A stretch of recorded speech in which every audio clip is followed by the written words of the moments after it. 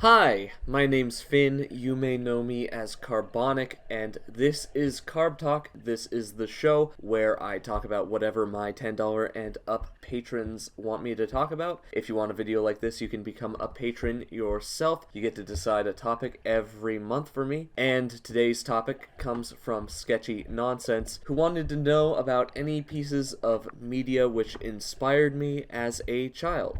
While I wouldn't say there are many pieces of media that I consumed as a child that has had any effect on my work today, the effect of those that have is fairly strong. Honestly, I'd say out of any piece of media, I owe most of my aesthetic inspiration to the 2003 anime OVA Fooly Cooly. Directed by Kazuya Tsurumaki, this show has always been a complete delight to me. I first discovered it when I was only around 7 years old, which, in retrospect, is way too young to be watching this particular show, but it happened either way. Being so young and watching FLCL has given me an interesting experience with it, where every subsequent rewatch reveals more about the characters and interactions to me. Before I go any further, I should say that the entirety of Fooly Cooly is only about 6 episodes long, with a full running time of about 2 hours, so seriously, watch it if you can. I'll warn you, it may not be for everyone. Some character interactions may come off as obnoxious or drab or even creepy to some, but I would seriously recommend it just as a character study of the main character, Naota Nandaba, and the stellar art direction, which perfectly puts across the feel that the show is going for.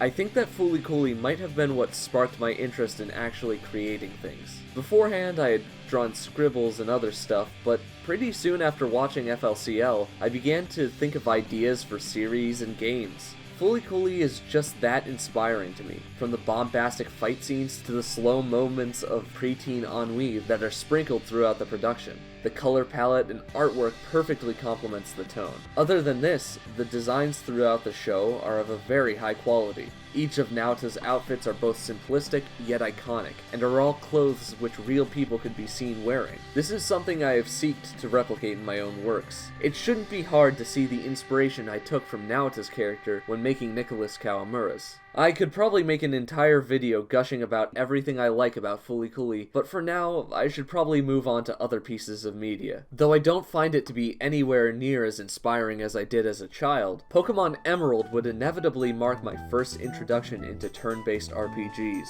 Other than this game was my first introduction into a top-down camera angle in a video game. Beforehand, I had only played side-scrolling platformers, so this was quite a change for me. I honestly believe that the top-down view is the best way to build a realistic living world in a two-dimensional space. Pokemon Emerald was the first game that I truly felt lost in, like I was experiencing a real world to be explored. At the time I first played, I'm certain that I was a fairly illiterate kid. I almost never read dialogue and mainly just wandered blind throughout the world. This led to a very different experience for me than someone reading all the dialogue would get. I was also quite terrible at video games at the time, which led to me not fully understanding that video games had proper endings. As a result, I would often reach places in Pokemon Emerald that I believed I had seen the entire game, simply because I was lost. Then, eventually, I would actually find the route leading to the new area, and my mind was blown by the fact that the game kept going. For a while, it felt like the game was truly endless, that I could explore and eventually I would continue finding more and more places. Though this feeling wasn't intentional on the part of the developers,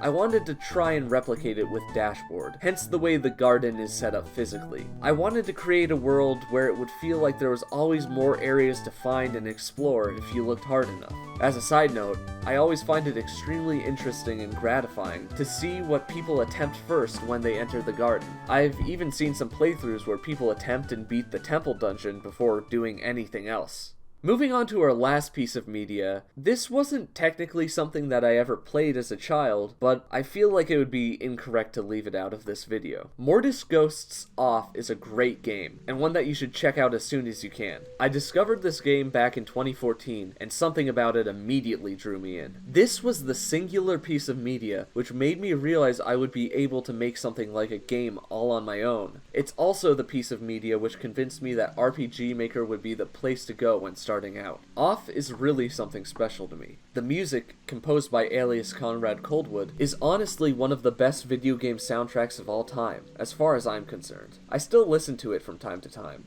The simplistic and memorable character designs, and the terrifying and unique monsters are all a sight to behold. People tend to knock the game for its basic RPG Maker battle system, but I feel like it is one of the few games out there which actually utilizes the RPG Maker battle system to its full default potential. If you get the chance, please check out Fully Coolly and Off. They're really something special in their own unique ways, and I'd be remiss if I allowed anyone to miss out on these wonderful pieces of media. That's really all I have to say right now. There are definitely other things which inspired me in lesser ways, and I might find the time to talk about them another time, but I feel like these are the biggest things when it comes to Dashboard that I think inspired me in big and noticeable ways that would be meaningful to people looking from the outside in. If you'd like a video like this one, once again, you can become a Patreon supporter yourself. $10 and up Patreons get a video like this every month for each of them. I hope to hear from you soon. I hope you enjoyed the video, and I hope you have a good night.